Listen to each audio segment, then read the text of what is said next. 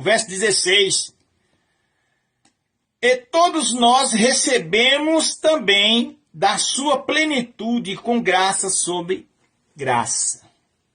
Olha, não pense, querido, não pense que eu e você somos bons a ponto de sermos abençoados. Não.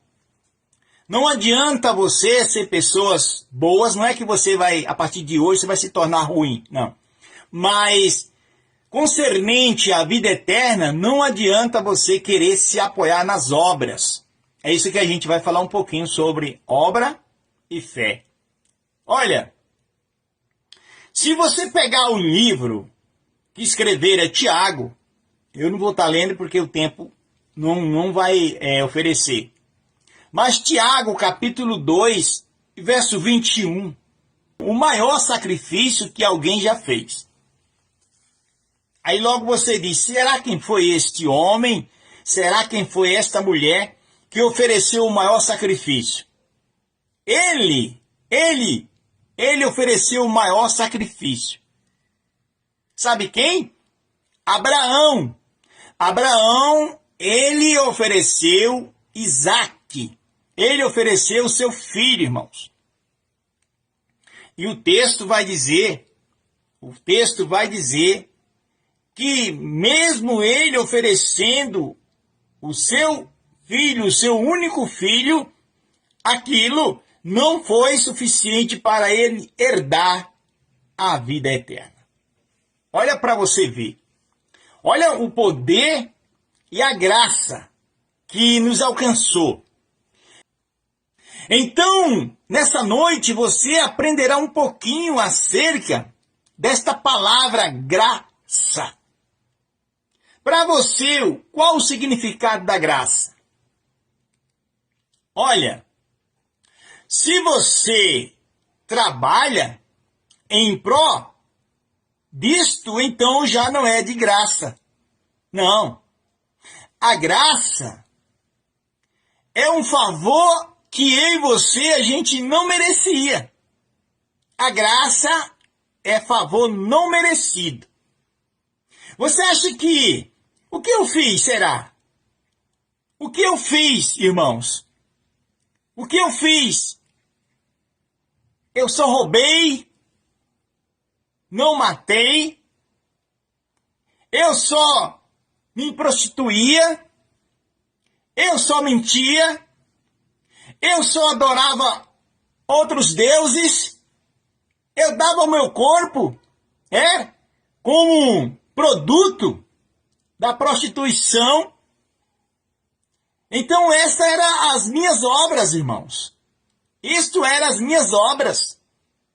Mas a graça que não depende do teu trabalho, a graça não depende do teu coração. Por que você está aí hoje ouvindo essa palavra de graça? Aí você fala, mas graça é. Graça é favor que eu e você, a gente, não merecia, irmãos. Mas Deus, pela sua misericórdia, pela sua graça, nos alcançou. O que é a graça? A graça é o amor de Deus espalhado por este universo. Isso é a graça. Olha o que é a graça, vou dizer para você. Porque muitas das vezes as pessoas, elas dizem o que é graça. Graça é isto. Que você não merece, alguém te abençoa. Alguém te dá um presente. Não é que você é uma pessoa boa, trabalhou para receber, não. Então isso não é graça. Graça é de graça. As Escrituras diz, mas eu quero que você abrace esta mensagem. As Escrituras diz, no capítulo 10 de Atos dos Apóstolos, existira um homem. O texto vai dizer que este homem se chamava Cornélio. E a Bíblia diz que ele dava esmolas, ele jejuava, dava as ofertas, ele e toda a sua casa era temente a Deus. E além disto, Deus recebia o que este homem fazia. Mas eu quero dizer para você que o que este homem fez, o que ele fazia, como muitos dizem que, eu sou pessoas boas, eu não fumo, eu não bebo, eu não roubo, eu trabalho, então eu sou merecedor da vida eterna. Será que você, com essas obras, você é merecedor da vida eterna? A Bíblia diz que Abraão ofereceu seu filho. Você sabe, alguém tem um filho, que aquele filho era tudo, porque Abraão, ele não tinha condições de ter um filho, de abraçar um filho, porque tanto ele já era avançado em idade, como a sua esposa, Sara. Então, esse filho veio da velhice, veio pela graça, esse filho. Não que Abraão fez alguma coisa para merecer o filho, claro que não. Porque Isaac não era nem nascido quando Deus o abençoou. Ele não estava nem gerado no ventre da sua mãe. Veja, queridos, veja o que o texto vai dizer. Porque a lei foi dada por Moisés, a graça e a verdade veio por Jesus Cristo. Se você está se baseando na lei para ser assunto aos céus, abrace-se com a verdade, irmão. A verdade que nos liberta. Jesus falou em João 8,32, conhecereis a verdade, e a verdade vos libertará. Eles não tinham nascido, eles não tinham praticado bem nem mal, para que o propósito, segundo a eleição de Deus, ficasse firme. O que é eleição, irmãos? Eu e você, nós fomos eleitos. A Bíblia diz, Paulo chega a dizer aos Efésios, que o Senhor nos elegeu nele antes da fundação do mundo. Mas como assim? Eu não tinha nascido ainda, você não tinha nascido ainda, você não tinha sido gerado. Como que você foi eleito antes da fundação do mundo? É muito importante você entender o propósito do eterno, irmãos. É muito importante. Vamos ler novamente, ó. Porque não tendo eles ainda nascido, nem tendo feito bem ou mal, para que o propósito de Deus, segundo a eleição, ficasse firme. Tá vendo aqui, ó? Não por causa das obras, mas por aquele que chama. Então, isso é que o texto diz. Vamos então fazendo aqui a leitura para a gente chegar lá. No verso 12 diz assim, olha. Foi-lhe dito a ela, a quem? A Rebeca. Alguém disse para Rebeca. Quem foi que disse? O Eterno disse para ela. O maior servirá ao menor. Isso foi na guerra, queridos. Na guerra, porque Esaú, quando ela estava em trabalho de parto, Esaú saiu primeiro. Mas Jacó saiu agarrado em seu calcanhar, seguro ali. Isso é muito importante a gente entender o propósito do Eterno. Então o verso 13 diz assim, ó. Como não está escrito, amei a Jacó e aborreci Esaú. Olha, como é que Deus ama um e aborrece ao outro. O verso 14 diz assim, olha. Que diremos, pois, que a injustiça da parte de Deus? De maneira nenhuma. Pois diz a Moisés, compadecei-me-ei de quem me compadecer.